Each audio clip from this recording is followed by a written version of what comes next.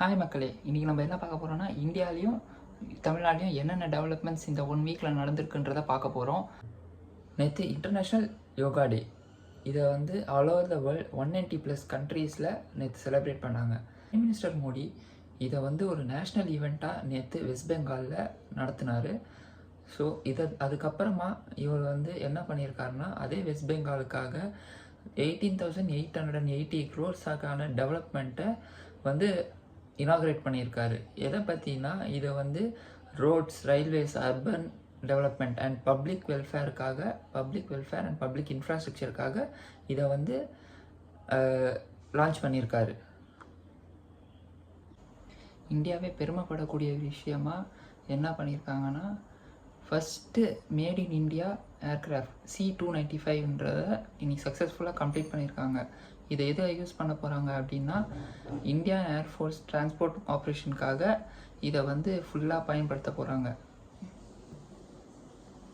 அன்றைக்கி இருந்த ஆளுங்கட்சி 5 வருஷத்தில் 10 லட்சம் கோடி கடன் வாங்கியிருக்குன்னு சொல்லி தமிழக வெற்றி கழகம் அன்றைக்கி சொல்லிகிட்டு இருந்தாங்க. எலெக்ஷன் பிரச்சாரமாக அதை பற்றி பேசிக்கிட்டே இருந்தாங்க. ஆனால் இப்போது தமிழக வெற்றி கழகம் ஆட்சிக்கு வந்த பிறகு ஒயிட் பேப்பர் ரிலீஸ் பண்ணாங்க கொஞ்ச நாளுக்கு முன்னாடி.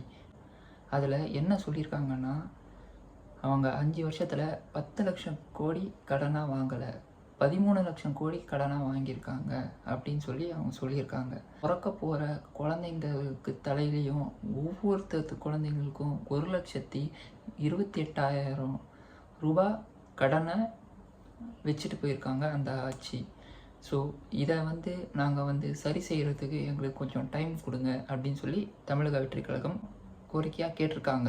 அஃபிஷியலாக தமிழ்நாடு அசம்பிளி June 18 கவர்னர் ஸ்பீச்லேருந்து ஆரம்பிச்சுது. இந்த ஆட்சி employment generation, infrastructure, education, health care, industrial development இது எல்லாம் சரி செய்வோம் அப்படின்னு சொல்லி ஒரு வாக்குறுதியை கொடுத்துருக்காங்க. அடுத்து முக்கியமான விஷயம், அசம்பிளியில் தமிழ்நாடு கவர்மெண்ட் சென்ட்ரல் கவர்மெண்ட் கிட்ட ஒரு கோரிக்கை வச்சுருக்காங்க. என்னென்னா, இந்த மேகதாது அணை கட்டக்கூடாது, இதுக்கான அப்ரூவல் வந்து சென்ட்ரல் கவர்மெண்ட்லேருந்து கர்நாடகாவுக்கு கொடுக்கக்கூடாதுன்னு சொல்லி கேட்டிருக்காங்க. எதுக்காகனா, அந்த மேகதாது அணை கட்டினாங்க அப்படின்னா என்ன ஆகும்னா, காவேரி ரிவரோட வாட்டர் ஃப்ளோ நம்மளுக்கு வந்து தமிழ்நாட்டுக்கு வர்றது ரொம்ப கம்மியாயிடும். இதனால் நம்ம விவசாயிகள் ரொம்ப பாதிக்கப்படுவாங்க. இதை கருத்தாக வச்சுக்கிட்டு தமிழ்நாடு கவர்மெண்ட், நம்மளோட தமிழ்நாடு சிஎம் ரொம்ப ஸ்ட்ரிக்டாக இதை வந்து அப்ரூவ் பண்ணாதீங்கன்னு சொல்லி அவர் சென்ட்ரல் கவர்மெண்ட் கிட்ட கேட்டிருக்காரு. இந்த மேகதாது அணை கட்டக்கூடாதுன்றதுக்காக நம்மளோட தமிழ்நாடு சிஎம் அசம்பிளியில் ஒரு ரெசல்யூஷன் பாஸ் பண்ணியிருக்காரு.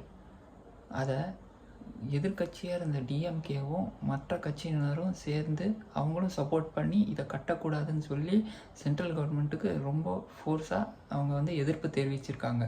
எதிர்கட்சியான டிஎம்கே இந்த கவர்மெண்ட்டை ஃபார்ம் பண்ணி 30 நாள் ஆகுது. இவ்வளோ பாலியல் வன்கொடுமை, திருட்டு, கொலைன்னு சொல்லி நடந்துகிட்டு இருக்கு. இதுதான் நீங்கள் சொன்ன மாற்றமா அப்படின்னு சொல்லி ஒரு கேள்வி வச்சுருந்தாங்க.